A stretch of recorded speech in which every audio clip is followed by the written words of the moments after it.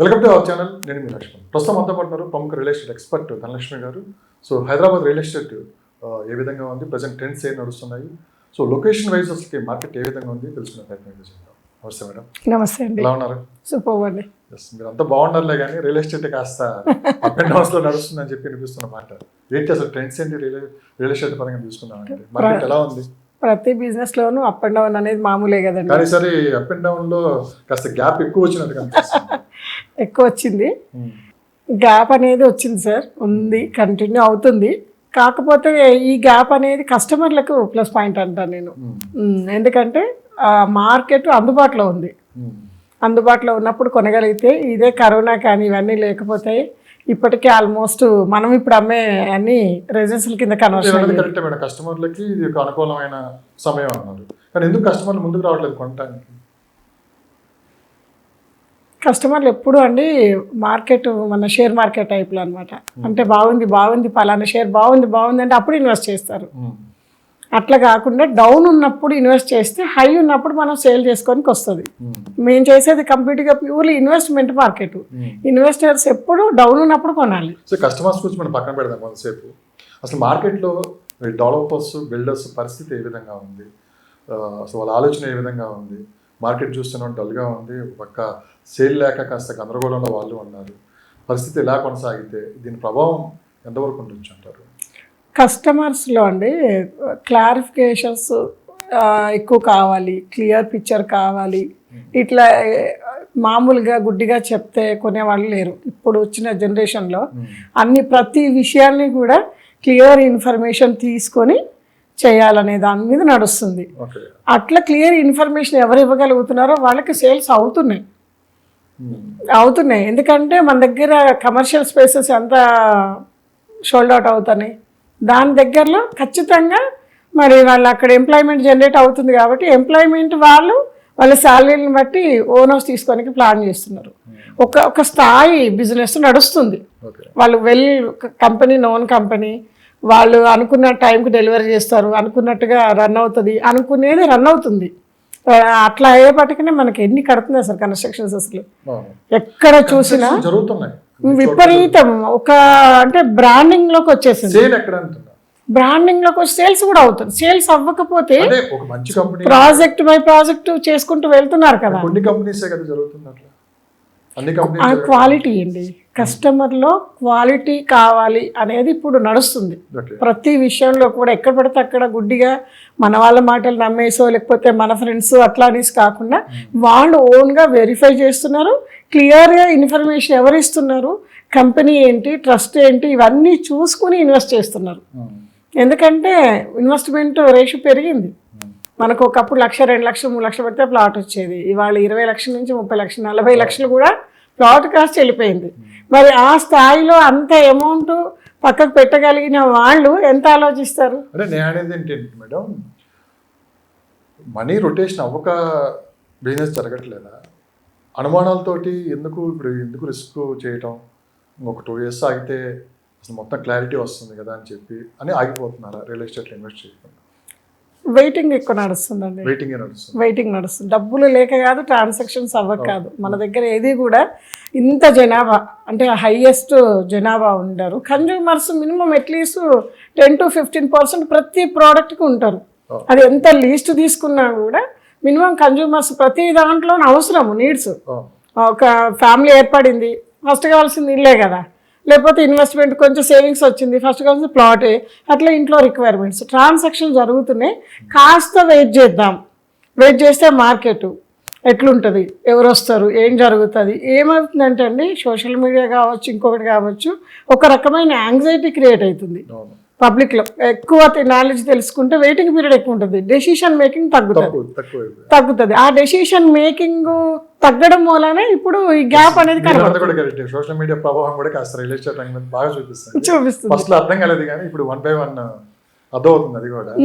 So ఎందుకంటే చాలా మంది ఇన్ఫ్లుయెన్సర్స్ రకరకాల, అంటే అంతకుముందు ఒక సినీ సెలబ్రిటీస్తోనో పాపులర్ వ్యక్తులతోనే ప్రచారం చేసేవారు. అవును, ఇప్పుడు అలా ఏం లేదు.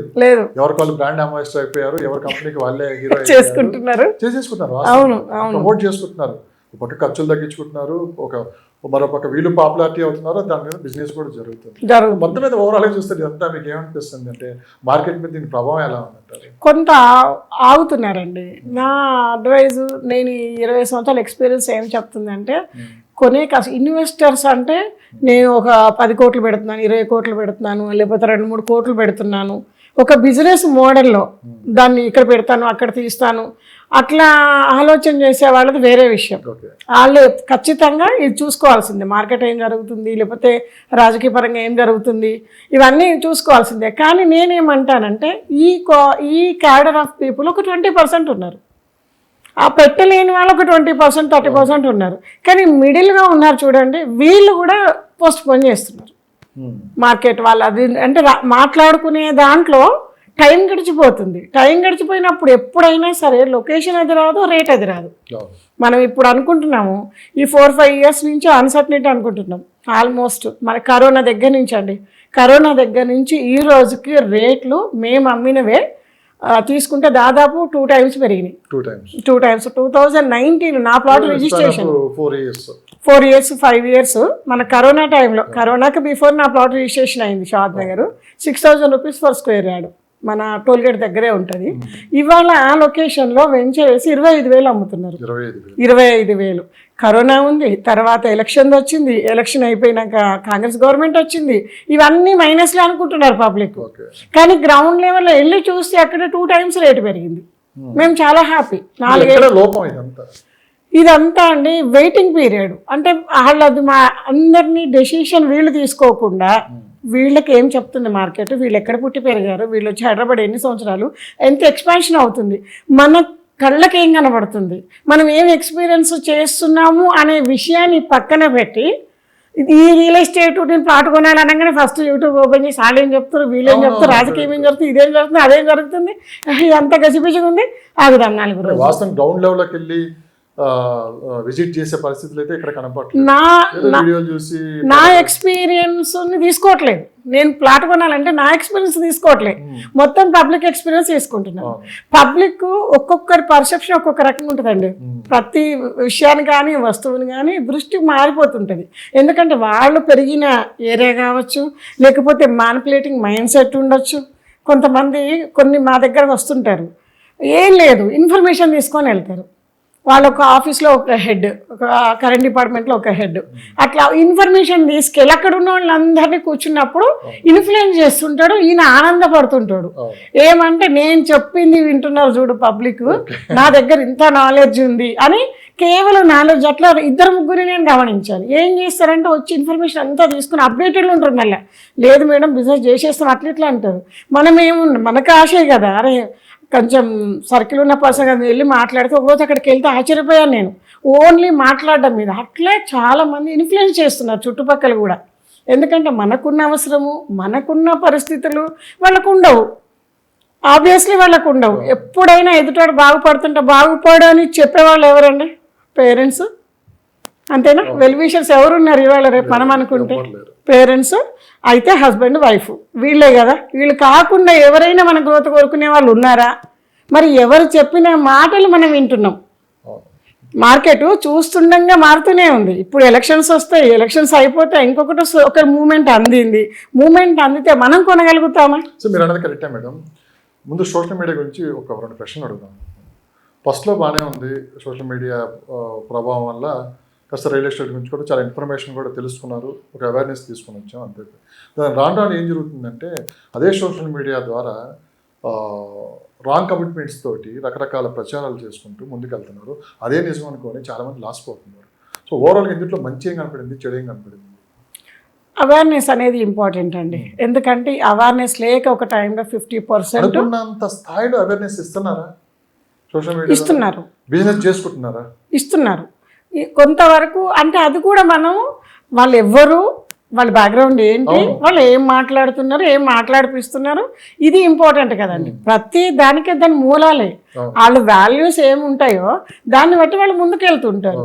అసలు ఆ మూలాలు తెలియకుండా ఇది మనం ఎక్కడి నుంచి వింటున్నామో, వీళ్ళకి ఏం అవేర్నెస్ ఉంది, వీళ్ళు ఎవరెవరితోటి ఉంటారు, ఎట్లాంటి వాళ్ళని వీళ్ళు ఇన్వైట్ చేస్తున్నారు, వీళ్ళని ఎట్లా గుర్తించారు వీళ్ళొక స్థాయి అనేసి, ఈ క్లారిఫికేషన్ ఉన్న ఏరియాల నుంచి వింటే హ్యాపీ. నేను వింటాను. నేను ఒక 2-3 నేను కూడా చూస్తాను. నేను సోషల్ మీడియా అడిక్షనే. ఎందుకంటే గ్రోత్ అవ్వాలి అంటే ఒక టైంలో ఇన్ఫర్మేషన్ దొరికేది కాదు, తెలిసేది కాదు ఏ విషయం గురించి. మేము లైఫ్ స్టార్ట్ చేసినప్పుడు, మేము బిజినెస్ స్టార్ట్ చేసినప్పుడు ఆ స్థాయి వాళ్ళు అంతా చెప్పేవాళ్ళు కాదు. యాడ్స్ ఉంటాయి కదా, క్లాసిఫైడ్ యాడ్స్, అవును, అవి చూసే ఎక్కువ మంది తెలుసుకునే వాళ్ళము. పుస్తకాలు చదవాల్సి వచ్చేది, మనుషులను చూడడానికి ఉండేది కాదు. అంత ఇన్ఫర్మేషన్ ఎక్కడ దొరికేది కాదు.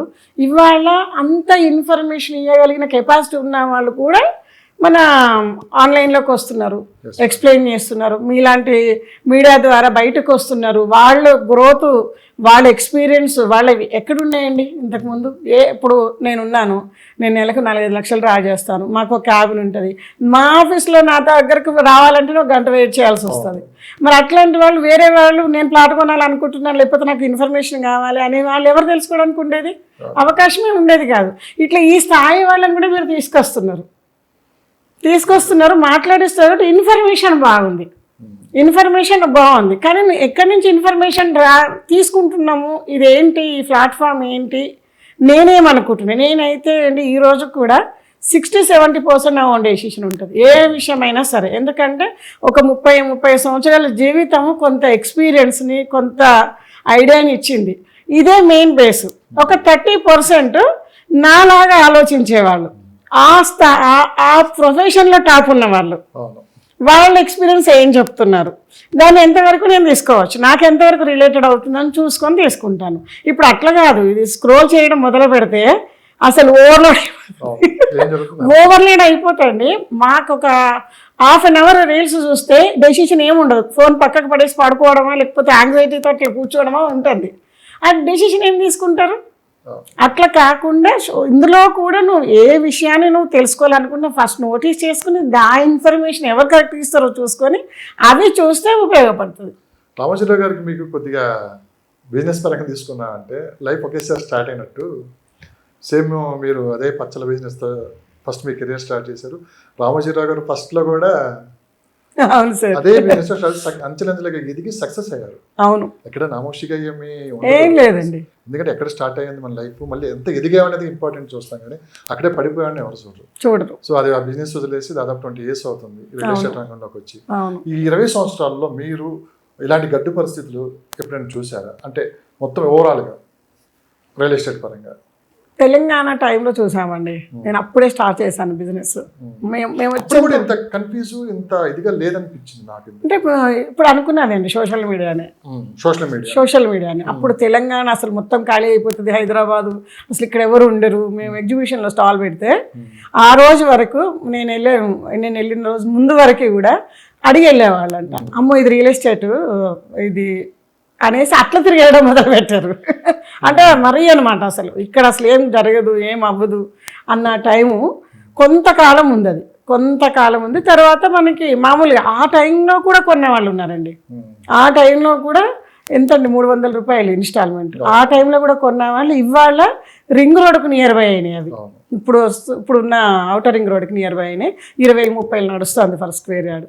అంటే నేనేమంటానంటే అండి, నా జీవితంలో నాకు వచ్చే ఆదాయం ఎంత, ఈ ఆదాయంతో నేను ఎప్పుడెప్పుడు ప్లాట్లు కొనగలుగుతాను. 2, 3, 4 కన్నా ఎక్కువ కొనలేరండి సడన్ స్టేజ్లను బట్టి. ఎందుకంటే చిన్నపిల్లలు అప్పుడు ఎక్కువ డబ్బులు మిగులుతాయి, పిల్లలు ఎడ్యుకేషన్ వచ్చేసరికి మిగలవు, తర్వాత వాళ్ళ కెరియర్ సెటిల్మెంట్ మిగలవు. వీళ్ళ కెరియర్ సెటిల్ అయ్యేసరికి మనకి ఏజ్ బారైపోతుంది. ఏజ్ బారైపోయినాక ఇంట్రెస్ట్ పోతుంది ఫస్ట్ ఆఫ్ ఆల్. అట్లా ఒక 4-5 టైములు మాత్రమే వస్తుంది దానికి అవకాశం. ఆ టైములో మిస్ అయిపోతున్నారని నాకు అనిపిస్తుంది. ఇన్ఫర్మేషన్ ఉండి కూడా ఈ టైంలో, ఇది ఇన్ఫర్మేషన్ యుగం, ఈ టైంలో కూడా మిస్ అవుతున్నారు. ప్రపంచంలో ఎవరు వచ్చినండి, హైదరాబాద్లో ఏం మారుద్ది స్పెషాలిటీ ఇవాళ ఓఆర్ఆర్కి అండి, అవుటర్ రింగ్ రోడ్కి మొత్తం ప్యాక్ అయింది. అన్ని ఏరియాలు చూసుకున్నాము. మొన్నటి దాకా గ్యాప్ ఉండేది, ఏది ఇటు మేడ్చల్ రూట్ కానివ్వండి, ఇటు మన ఉప్పల్ రూటు, సాగర్ రోడ్డు, ఇట్లా గ్యాప్ ఉండేది కొంచెం. ఇప్పుడు మొత్తం ప్యాక్ అయిపోయింది. మళ్ళీ ప్యాక్ అయిపోయి బయటికి వెళ్తుంటే ఇంకా ఇన్ఫ్రాస్ట్రక్చర్ స్టార్ట్ కాలేదు. స్టార్ట్ అయ్యి RRR వచ్చి రోడ్స్ అన్ని డెవలప్ అయితే ఆ ఏరియా కూడా ఫిల్అప్ అవుతుంది. ఎందుకంటే పాపులేషన్ మైగ్రేషన్ యాడ్ అవుతున్న లొకేషన్. మరి ఇక దీంట్లో నువ్వు పెడితే లాస్ అయ్యేది ఏముంది? ఎవరైనా అండి కరెక్ట్ కంపెనీలో కరెక్ట్ చోట అప్రూవల్ ఉన్నా తీసుకొని నేను నష్టపోయాను అన్న వాళ్ళని నేను చూడలేదండి. కానీ ఇక్కడ నష్టపోయారనే పదం మీరు వాడారు కాబట్టి చెప్పాల్సి వస్తుంది. కేవలం పొలిటికల్ డ్రామాల వల్లే కాస్త అందరు ఇబ్బంది పడుతున్నారు. ఇప్పుడు వరకు ఇన్వెస్ట్ చేసిన వాళ్ళు కొంత బిల్డర్స్ కావచ్చు, డెవలపర్స్ కావచ్చు, అంటే స్ట్రాటజీ అర్థం కావట్లేదు. పొలిటికల్ స్ట్రాటజీ, రేపు వీళ్ళు వస్తే పరిస్థితి ఎలా ఉంటుందో, వాళ్ళు ఉంటే పరిస్థితి ఎలా ఉంటుందో, ఈ గందరగోళం నడమే కాస్త మార్కెట్ పడిపోవడానికి కూడా కారణం అంటున్నారు. ఫర్ ఎగ్జాంపుల్ మనం వరంగల్ హైవే తీసుకున్నామంటే ఒకప్పుడు సండే వచ్చిందంటే అసలు ఆ గ్యాప్ రోడ్లు ఖాళీ ఉండేవి కాదు. సండే మిగతా టైంలో కూడా అలానే ఉంది, కాస్త సండే ఎక్కువ కనబడేది. కానీ రీసెంట్గా నేను ఒక ప్రాంతాన్ని విజిట్ చేయడం జరిగింది, యాదగిరిగుట్ట ఆ ప్రాంతం అంతా కూడా. ఇప్పుడు ఎక్కడ చూసినా కానీ కుర్చీలు వేసుకొని ఖాళీగా కూర్చుంటున్నారు, కానీ ఒక్క వెహికల్ కూడా అటు సైడ్ విజిట్ చేయడానికి కూడా వెళ్ళట్లేదు. అప్పుడు ఎడాబెడా కొనేసారు, విపరీతంగా హైప్ తీసుకొని వచ్చారు.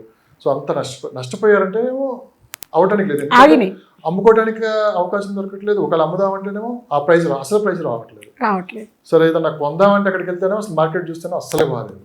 అలాంటి పరిస్థితులు అక్కడ ఎదుర్కొంటున్నారు. ఇప్పటికీ ఆ పరిస్థితుల నుంచి బయటకు రాలేకపోతున్నారు చాలామంది. మరి అక్కడ ఏం చేయాలని కూడా తెలియని పొజిషన్లో ఉన్నారు. సో గవర్నమెంట్ కూడా సీరియస్గా అక్కడ డెసిషన్ తీసుకుందామన్నా కానీ ఫోర్త్ సిటీ లాంటి ప్రాంతాల్లో తీసుకున్న ప్రజల్లో అవేర్నెస్ రావట్లేదు.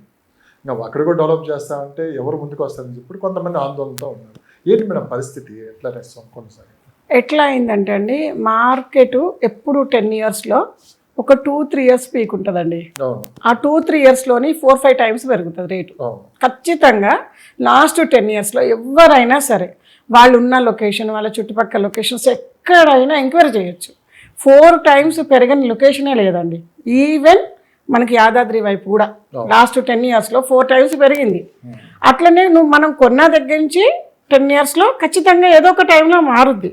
అయితే గవర్నమెంట్ పరంగా అనౌన్స్ చేసినవి కంప్లీట్ కాలేదు. అక్కడ ఏది మెట్రో అన్నారు, మెట్రో కంప్లీట్ అయిన ఉంటే అప్ అండ్ డౌన్ చేసేవాళ్ళు. వరంగల్కి ఇప్పటికి కూడా అప్ అండ్ డౌన్ చేస్తారు. Morning train, intercity maximum employees ఉంటారు. అట్లాంటి వాళ్ళందరూ మిడిల్ ఆఫ్ ద వస్తే హ్యాపీగా వాళ్ళు ట్రావెల్ చేయగలుగుతారు. అట్లాంటివి కొన్ని, దానికి ఇంకొక రింగ్ రోడ్డు, లేకపోతే కొన్ని సిద్ధాధామాలని చాలా అనౌన్స్మెంట్స్ చాలా అయినాయి. రోడ్స్ డెవలప్మెంట్ చాలా అయినాయి.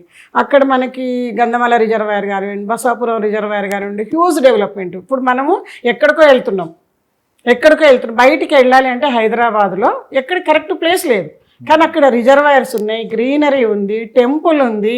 మన వాళ్ళకు వెళ్ళి 1-2 days స్టే చేస్తారు ఇప్పటికి కూడా. కానీ సత్రాలలోనైనా రూమ్స్ తీసుకొని అయినా స్టే చేస్తారు ఫ్యామిలీతోటి. అదొక సెంటిమెంట్ ఉంది, అదొక అంత దేవుడిని ఇంటి దేవుడిగా కొలుస్తారు. అలాంటి లొకేషన్ కూడా పర్యాటకంగా డెవలప్ కాలేకపోయింది. అవుతుంది అన్న ఉద్దేశంతో కొన్నారు. అయితే హై ఎక్స్పెక్టేషన్తో ఎప్పుడు లాంగ్ టర్మ్ ఇన్వెస్ట్మెంట్లోకి వెళ్ళొద్దండి.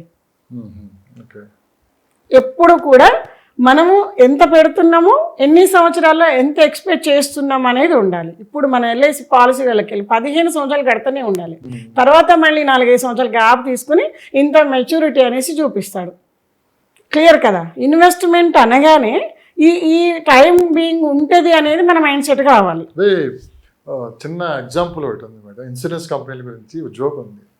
సో మనకు వచ్చే లాభాల కన్నా మనం పోతే ఎక్కువ లాభాలు వస్తాయని చెప్పి ప్రమాణం జరిగితే అంటే రియల్ ఎస్టేట్లో కూడా ఇప్పుడు అలానే అయిపోయింది. ఇప్పుడు ఇన్వెస్ట్ చేసి ఉన్నవి బాగొట్టుకున్నా కన్నా ముందు కొద్ది సైలెంట్గా ఉండి మళ్ళీ మార్కెట్ కాస్త మూవ్ అయినప్పుడు పెడదాంలే అని చెప్పి ఆలోచనతో కూడా ఉన్నట్టు కూడా లేదండి. ఎప్పుడు రియల్ ఎస్టేట్ మార్కెట్లు పాపులేషన్ అండి, ఓన్లీ బికాస్ ఆఫ్ పాపులేషన్ పెరుగుతూనే ఉంటుంది. ఏమంటారు, యాడింగ్ ఆన్ అయితేనే ఉంటుంది. కాబట్టి దీనికి ఇన్సూరెన్స్ దానికి సంబంధం లేదు. అది పోతే అయితే ఇప్పుడు అన్ని రకాల మార్కెట్ మనకు అందుబాటులో ఉందండి. ఇప్పుడు రీజనల్ రింగ్ రోడ్ దగ్గర ఉన్నాయి, అవుటర్ రింగ్ రోడ్ దగ్గర ఉన్నాయి, మిడిల్లోనూ ఉన్నాయి. పాకెట్ పర్పస్ తెలియాలి పర్సన్కి. అంటే ఎక్కువ డబ్బులు పెట్టను. ఇప్పుడు హైవేకి ఉన్నాయి, బెంగళూరు హైవేకి లిక్విడిటీ అంటాం వాటిని. లిక్విడిటీ అంటే మీరు కొన్న దగ్గర నుంచి ఒక 6 నెలలు ఆగి, సంవత్సరం ఆగి అమ్మితే కొనేవాళ్ళు ఉంటారు. ఎందుకంటే రెడీ టు ఆక్యుపైయింగ్ ఏరియాలు అవి. కొనేవాళ్ళు ఉంటారు, రేటు పెరుగుతూ ఉంటుంది. దానికి మరి 30 lakhs 40 lakhs ఇన్వెస్ట్ చేయాల్సి వస్తుంది. ఇన్వెస్ట్మెంట్ అంత పెడితే రెడీ టు ఉన్నాయి. మరి లాంగ్ టైంలో నేను 3,000 కొంటాను, 5,000, 10,000 కొంటాను, నాకు మళ్ళీ నేను వెంటనే అమ్మాలంటే రీసేల్ వాల్యూ ఉండదు. రీసేల్ వాల్యూ ఉంటుంది, కొనేవాళ్ళు ఎప్పుడు ఉన్నారు. ఇప్పుడు లోకల్లో కూడా ప్రతి ఏరియాలో లోకల్ బ్రోకర్స్ వచ్చేసారు. ప్రతి ఏరియాలో కూడా వాళ్ళు ఉన్నారు, కొనడానికి రెడీ ఉన్నారు. కానీ మనం కొన్న దాని మీద కొంచెం ఇస్తారు, అవును, వన్ టైము తక్కువ ఇస్తారు అన్నమాట. ఎందుకంటే వాళ్ళు లోకల్లో ఉంటారు, వాళ్ళకి ఆ ప్రైస్ తెలుసు కాబట్టి, అరే నువ్వు 1000 రూపాయలకే కొన్నావు, నేను ఇప్పుడు 2000 ఇస్తాను అంతే. అదే మీరు చూడటానికి గంభీరంగా కనిపిస్తున్నారు, కానీ మీరే కాదు మీలాంటి వాళ్ళు చాలామంది మార్కెట్లో ఉన్న వాళ్ళు. కానీ పైన చూస్తేనేమో అంత కనిపించట్లేదు. నేను లోపల లోపల చాలా స్ట్రగుల్ అవుతున్నారు. ఇట్స్ మీన్ ఖర్చులు పెరుగుతున్నాయి, ఒక ఇన్కమ్ తగ్గిపోయింది. సో ఇదే మార్కెట్ నమ్ముకొని చాలామంది ఉన్నారు. సో పరిస్థితులు అంత గందరగోళంగా ఉన్నాయి. ఏంటి మేడం, ముందు మీ గురించి ఏం చెప్తారు? అంటే మీరంటే మీరు కాదు, సో మీలాంటి వాళ్ళు చాలామంది ఉన్నారు. గత 2 years నుంచి మార్కెట్ కూడా డల్గా ఉంది కాబట్టి పరిస్థితి ఎలా ఉంది మీరు? లేదండి, మార్కెట్ని కరెక్ట్గా నేను ఒక 30 years నుంచి సేల్స్ ఫీల్డ్లో ఉన్నాను. 30 years అవుతుంది. నేను పచ్చళ్ళు సేల్ చేయనివ్వండి, హోమ్ ప్రోడక్ట్స్ సేల్, ఏదైనా కూడా సేల్స్ మీన్స్ అంతే మార్కెటింగ్లో ఉన్నాను.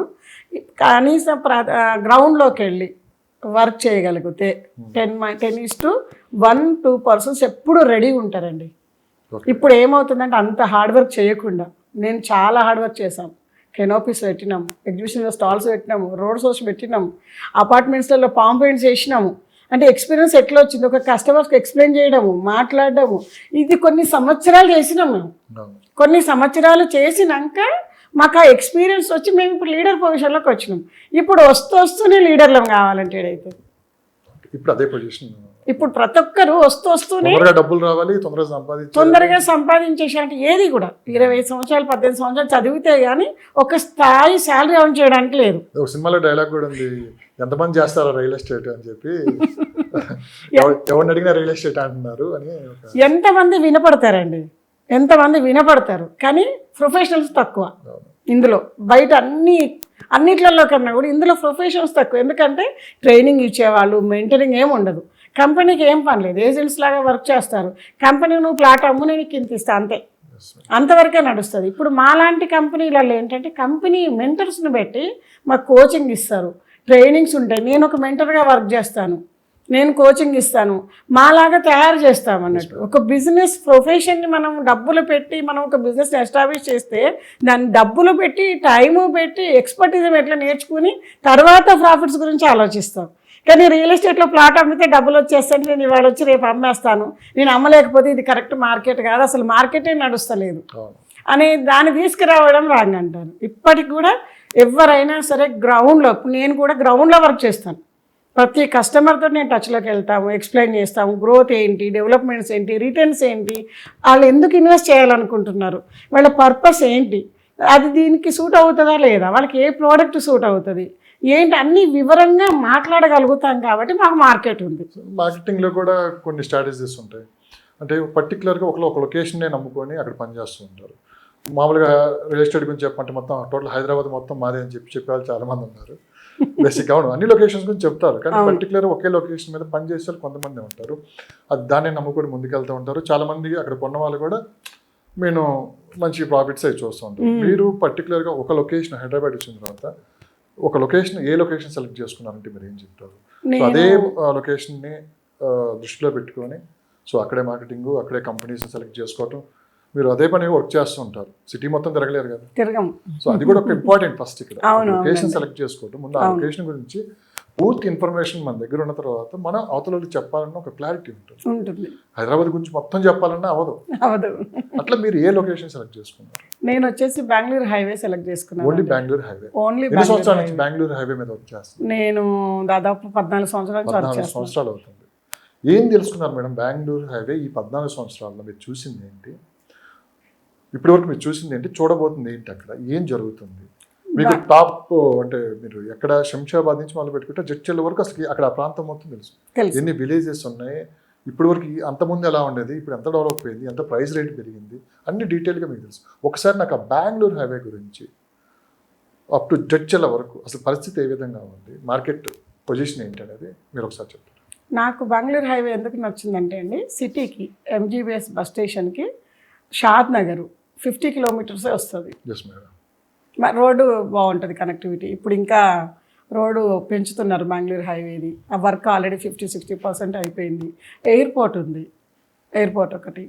సిటీకి నియర్ బై ఉండాలి, ఎయిర్పోర్ట్ స్పెషాలిటీ ఉండాలి, బస్ రూట్ బాగుంటుంది, ట్రైన్ రూట్ కూడా కనెక్టివిటీ ఉందండి. ఉంది. దాంతోపాటు ప్రతి ఒక్కరము సిటీ అంటే పొల్యూషన్ అంటున్నాము. అక్కడికి వెళ్తే మనకు మనం రింగ్ రోడ్ దిగ్గానే శంషాబాద్ దాటగానే ఇప్పుడు ఆరంఘర్ నుంచి అండి శంషాబాద్ వరకు అక్కడంతా ఓల్డ్ సిటీ అనేవాళ్ళం ఇంతకుముందు. రాజేంద్ర నగర్ కానీ అత్తాపూర్ కానీ ఇటువైపు తీసుకుంటే అంతా ఓల్డ్ సిటీ అనేవాళ్ళం. ఇప్పుడు హై రేజ్ బిల్డింగ్స్ అవుతున్నాయి.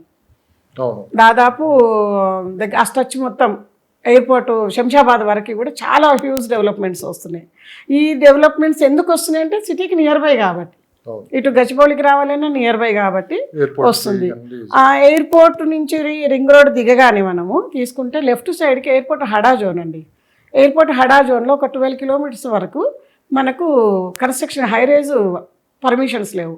ఆ పర్మిషన్ లేకపోవడం ఏంటంటే అది గ్రీనరీ ఉంటుంది కాబట్టి హీట్ ఎక్కువ జనరేట్ అవ్వదు, పొల్యూషన్ ఫ్రీ ఉంటుంది. కొనుక్కున్న వాళ్ళకు రేపు రెసిడెన్షియల్గా అక్కడ ఉండగలుగుతారు. వాతావరణం ఎన్విరాన్మెంట్ పర్ఫెక్ట్ సూటబుల్ ఉంటుంది. రైట్ సైడ్ వచ్చేసి మనకు 111 జీవో వస్తుంది.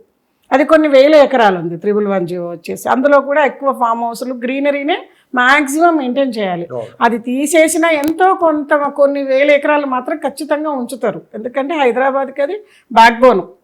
హిమాయత్ సాగర్ అనేది ఫుల్ వాటర్ ఫ్లో భలే ఉంటుంది. నేను వెళ్ళి చూశాను, ఏంటి దీని స్పెషాలిటీ, ఎంత దూరం ఉంది అసలు ఏంటి అని చూస్తే అసలు వండర్ అయ్యాను నేను. అరే అంత పొల్యూషన్ ఫ్రీగా దాన్ని మెయింటైన్ చేయగలుగుతున్నారంటే బికాస్ ఆఫ్ ఓన్లీ 111 జీవో. అది కొన్ని వేల ఎకరాలు ఉంది. అది కూడా మనకు వాతావరణాన్ని ఒక రోల్లో ఉంచుతుంది అనమాట ఆ స్పేస్ అనేది. దాని తర్వాత మనకు కొత్తూరు ఇండస్ట్రియల్ ఏరియాలో మనకు జాన్సన్ కావచ్చు, ఇట్లా మంచి కంపెనీస్, పిఎన్జీ కావచ్చు, ఇట్లా మంచి కంపెనీస్ ఉన్నాయి ఆ లొకేషన్లో. ఆ లొకేషన్ దాటినాక నెక్స్ట్ వచ్చేది మనకు షాద్ నగర్ ఏంటంటే హైదరాబాద్ సరౌండ్స్లో మున్సిపాలిటీ 60 విలేజెస్కి head quarter 7 to 8 lakhs population ఉంది స్టిల్ నౌ. మనకు హైదరాబాద్లో బీరంగూడ వీటికన్నా కూడా ముందు మున్సిపాలిటీ ఇచ్చారు, దాన్ని 3 లక్షలు దాటిందని 2010లోనే. అట్లా అంత పాపులేషన్ ఉండి ఏమవుతుందంటే యాడ్ అవుతుంది దానికి పాపులేషన్, మైగ్రేషన్ కూడా యాడ్ అవుతుంది. మాకు బైపాస్ని వెళ్ళేవాళ్ళం, ముందు బెంగళూరు పాత రోడ్లో వెళ్ళేవాళ్ళం. తర్వాత బైపాస్ వచ్చినాక ఇప్పుడు బైపాస్ అని దూరం వేశారు. బైపాస్ దాటి యువతల పక్క కూడా ఎక్స్టెన్షన్ అవుతుంది.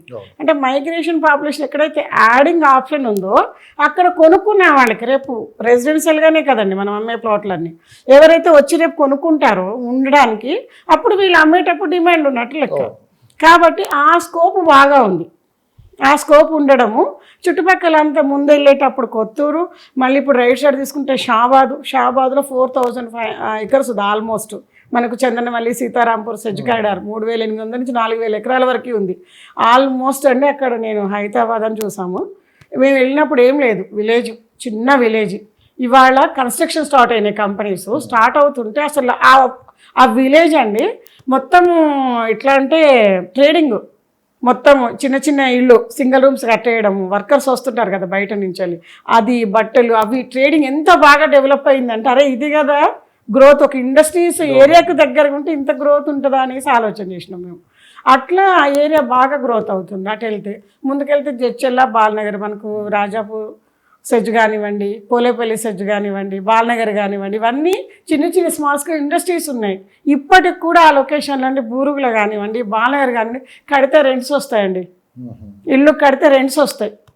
అట్లాంటి ఒక ఎన్విరాన్మెంట్. మొన్న ఒక 25 సంవత్సరాల నుంచి అక్కడ పోల్ట్రీ ఫార్మ్స్లో వర్క్ చేస్తారనమాట. వాళ్ళ దగ్గరికి వెళ్ళి మాట్లాడాం మేము, అమ్మాయి ఈ ఏరియాలో ఎక్కడ కట్టినా సరే, ఎందుకంటే ఇండస్ట్రీస్ ఎక్కువైనాయి, ఎక్కడ కట్టినప్పుడు బయట నుంచి వచ్చి ఉంటున్నారు, రెంట్స్ వస్తాయి అనేసి చెప్పాడు. నాకు అది చాలా బాగా, మన సిటీ అంటేనే రెంట్స్ వస్తాయని ఆలోచిస్తాము, కానీ అక్కడ కడితే కూడా రెంట్స్ వస్తున్నాయి. మరి అక్కడి నుంచి జడ్చెర్ల వరకు కూడా మనకు జడ్చెర్ల మళ్ళీ ఇండస్ట్రియల్ కారిడారే డెవలప్ అవుతూ ఉంటుంది. ఇప్పుడు మనకు ఎందుకు నేను సిటీ నుంచి బయట ఇప్పుడు 3R కూడా దాటి వెళ్ళొద్ది అని చెప్పగలుగుతున్నామంటే అండి, ఇంతకు ముందులాగా హైదరాబాద్ కంటిన్యూగా డెవలప్ అయింది, ఎక్కడ గ్యాప్ లేదు. చెరువులు కూడా మనం ఇప్పుడు అదే కదా హైదరాబాద్ వచ్చేసి చెరువులు కూడా వాళ్ళు బిల్డర్స్ వీళ్ళు కుమ్మక్కయ్యి చెరువులు కూడా ఆక్యుపై చేసిన దాఖలాలు ఉన్నాయి. కానీ ఇప్పుడు ఏం చేస్తుందంటే లేటెస్ట్గా DTCP approvals and RERA involve అవ్వడంలో ఎక్కడా కూడా రెసిడెన్షియల్కి పనికిరాని ల్యాండ్స్ లేకపోతే అవకాశం లేని ల్యాండ్స్లో అప్రూవల్ ఇవ్వట్లేదు. దగ్గర 8-9 రకాల డాక్యుమెంట్ రిజిస్ట్రేషన్ అవుతాయి. రిజిస్ట్రేషన్ అయిన ప్రతి ల్యాండ్ రెసిడెన్షియల్ పనికొస్తారు అనుకోవద్దు. రిజిస్ట్రేషన్ అవుతుంది కదంటే అవుతుంది, ఏదైనా రిజిస్ట్రేషన్ అవుతుంది. కానీ అది రెసిడెన్షియల్ నువ్వు కన్స్ట్రక్షన్ అప్రూవల్కి వెళ్ళినప్పుడు కదా అది ఏ జోన్లో ఉంది, ఏం అవకాశం ఉంది, ఎంత పర్సెంటేజ్ కట్టుకోవడానికి ఉందని వాళ్ళు చెప్తారు. అట్లా ఇప్పుడు అప్రూవల్ ల్యాండ్స్ చూసే చాయిస్ గవర్నమెంట్ తీసేసరికి కొంత పర్సెంట్ తగ్గిపోతుంది కదండి. అంటే గ్యాప్స్ ఉంటాయి, చెరువులు ఉంటాయి, అడవి ఉంటుంది, మనకి ఇండస్ట్రియల్ సెడ్జ్ కారిడార్స్ ఉంటాయి, వాటితో పాటు మనము ఉంటాము. కాబట్టి ఇప్పుడు ఈ రీజనల్ రింగ్ రోడ్ మనకి కంప్లీట్ కావాలంటే దీన్ని అంత టైం పట్టదు. With in the 5 to 10 years దాటుద్ది 100 కిలోమీటర్లు. 15 years మొత్తం ఏది ఈ బెంగళూరు హైవేనని ఇప్పుడు మీరు కొన్ని పెట్టిన వాళ్ళు అంటే కస్టమర్స్ వాళ్ళ హ్యాపీనెస్ చూసిన తర్వాత మీకు ఏమనిపించింది? అంటే చాలా రెట్లు వాళ్ళు చాలా హ్యాపీ అనిపించిందండి. నేను అమ్మాను లిటరల్లీ 99,000. మీరు లాభపడ్డారు అండ్ కొన్న వాళ్ళు కూడా నాకు తెలిసి ఎక్కువ లాభపడ్డారు. 99,000కి 100 గజాల ప్లాట్ అమ్మామండి. ఇవాళ ఆ లొకేషన్స్ హెచ్ఎండిఏలోకి వచ్చినాయి. బెంగళూరు హైవేకి విత్ ఇన్ ద 7-8 కిలోమీటర్స్ ఉంటాయి డిస్టెన్స్. అసలు 1,000 రూపాయలు కొన్నారు. అసలు ఎంత హ్యాపీ అంటే 12 నుంచి 14,000 ఆ లొకేషన్ నడుస్తుంది. 10 times అండి. ఇయర్లీ వన్స్ పెరిగింది. రేపు వాళ్ళకి అది ₹1,00,000 అమ్మితే 1 lakh అమ్మితే 10 years పట్టనివ్వండి, ఎన్ని టైమ్స్ పెరిగినట్టు. అసలు ఎక్కడ పెడితే అంత డబ్బు వస్తుందండి. రైట్ మేడం, 15 years నుంచి ఒకే లొకేషన్ సెలెక్ట్ చేసుకొని సో అక్కడే నమ్ముకొని పనిచేస్తున్నారు. సో మీరు కాస్త లాభపడ్డారు. అలా అని చెప్పి కస్టమర్స్ కూడా చాలా వరకు 3 కాదు 4 కూడా లాభపడ్డ వాళ్ళు ఉన్నారు. అందరూ హ్యాపీగా ఉన్నారు. అంటే 2026 ఇప్పుడు ఒక కన్ఫ్యూజ్ వాతావరణం నడుస్తుంది. బెంగళూరు హైవే అయితే డిమాండ్ అయితే తగ్గలేదు. ఇప్పుడు బెంగళూరు హైవే వైపు ఇన్వెస్ట్ చేయాలనుకున్న వాళ్ళకి మీరు ఇచ్చే సలహా ఏంటి? అసలు ఫ్యూచర్ ఎలా ఉంటుంది అక్కడ అంటే మీరు ఏం చెప్తారు? ఫ్యూచర్ చాలా బాగుంటుందండి, చాలా బాగుంటుంది. సిటీకి నియర్ బై, చుట్టుపక్కల ఇండస్ట్రియల్ కారిడార్స్, ఆక్యుపెన్సీ బాగా పెరుగుతుంది. అన్ని స్థాయిల వాళ్ళకి అవకాశం ఉంది. ఇప్పుడు రియల్ ఎస్టేట్ అంటే కొని పెడితే రీసేల్ ఉండదు అనేది కాదు. హైవే బిట్ల దగ్గర నుంచి అప్ టు 10 kilometers వరకు. నేను ఒక 20 years చిన్న బాబు లేకపోతే పాప వాళ్ళ కోసం ఇన్వెస్ట్ చేస్తున్నానంటే లోపలికి వెళ్తే ఎక్కువ స్థలం తీసుకోవచ్చు, లేదా తక్కువ రేట్లో తక్కువ చిన్న బిట్ అయినా తీసుకోవచ్చు. అంటే మినిమం రేట్స్ అండి, మినిమం 10,000 12,000 నుంచి స్టార్ట్ అవుతుంది. హైవేకి వచ్చేసరికి 25,000 వరకు ఉన్నాయి. క్లియర్ అప్రూవల్స్, క్లియర్ రేరా ప్రకారం ఆల్ ఎమ్యూనిటీస్ డెవలప్మెంట్స్ తోటి ఇస్తున్నారు. ఎవరు పెట్టినా కూడా at least next 10 years minimum 4 times నుంచి ఎక్కువ పెరగడానికి స్కోప్ ఉంది. ఇప్పటికీ రీజనబుల్ ప్రైస్లో బెంగళూరు హైవేలో కొంచెం టాప్ 5 లొకేషన్స్ ఏమున్నాయి బెంగళూరు హైవేలో మనకి ఇప్పటికీ మనం ఇన్వెస్ట్ చేయాలనుకున్నా కానీ ఓ రీజనబుల్ ప్రైస్, ఈ ప్రైస్లో కానీ మనం తీసుకుంటే ఓ 2-3 years తర్వాత మంచి అప్రిషియేషన్ వస్తుంది అంటే మీరు ఏం చెప్తారు? 5 లొకేషన్. రాయికల్ లొకేషన్ బాగుంటుందండి. టోల్ గేట్ దగ్గర హైవే నుంచి 20,000 స్టార్ట్ అవుతుంది. 25,000 20,000 మధ్యలో స్టార్ట్ అయ్యి అప్ టు 10 kilometers వరకు కూడా మనకు 10,000 12,000 వరకు నడుస్తుంది. అదొక లొకేషన్, మంచి లొకేషను, నియర్ బై అవుతుంది షాద్నగర్కి మనకి. దాని తర్వాత వచ్చేసి బూర్గుల బాగుంది. బూర్గుల రైల్వే స్టేషన్ ఉంది అక్కడ అవైలబుల్. మంచి చౌరస్తా ఒకటి ఏర్పాటైంది. చుట్టుపక్కల డెవలప్మెంట్స్, రోడ్స్ కానివ్వండి, కనెక్టివిటీస్ బాగున్నాయి. మంచి లొకేషన్ అనమాట. ప్లస్ ఇప్పుడు వచ్చే రీజనల్ రింగ్ రోడ్కి లోపల పక్కన లొకేషన్. ఇవి రెండు కూడా లోపల పక్కన లొకేషన్స్. అప్ టు 10,000 నుంచి 25,000 వరకు ఉన్నాయి. అంటే ఇప్పుడు ఇంతకు ముందు ఇవి లేవండి, రోడ్ సైడ్ అమ్మడానికి లేదు. ఎక్కడికో 10 kilometers లోపలికి వెళ్ళి అమ్మాము మేము ₹1,000, 8 kilometers లోపలికి వెళ్ళి అమ్మాము. ఇప్పుడు అట్లా కాదు. ఇప్పుడు liquidity ready to customer pocket purpose. నేను 1-2 years వెయిట్ చేస్తానంటే కొంచెం ఎక్కువ పెట్టుకోవాలి, 40 లక్షలు 50 లక్షలు పెట్టుకోవాలి. మీకు ఎంత కొంత కలిసి వస్తుంది. 2-3 years అయితే డబల్ అవుతుంది. అట్లనే అప్ టు ఇంకొంచెం లోపలికి వెళ్తే 16, 17, 14, 12 వరకు కూడా నడుస్తుంది. ఈ 2 లొకేషన్ లోపలికి వస్తున్నాయి. తర్వాత వచ్చేసి బాలనగర్ బయట పక్కన వస్తుంది. బాలనగర్ బయట పక్కన వస్తుంది. అది కూడా మంచి లొకేషను, మంచి రిటర్న్స్. ఎందుకంటే industrial corridor, small scale industries అవి బాగున్నాయి. ఇప్పుడు లేటెస్ట్గా ఇండస్ట్రీస్ అన్నీ కూడా నాన్ పొల్యూటెడ్ ఇండస్ట్రీస్ అవిటికి డెవలప్మెంట్ చేస్తున్నాడు. కాబట్టి మెయిన్ కనెక్టివిటీ, ఐటీ కానీ ఇండస్ట్రీస్ కానీ, మనకు దగ్గర ఒక మంచి మున్సిపాలిటీ లేకపోతే మంచి ఏమంటారు పాపులేషన్ ఏరియా ఏముంది, ఇవి మెయిన్ ఇంపార్టెంట్ అండి. ప్రైస్ కాస్త తగ్గింది అంటున్నారు, నిజమేనా?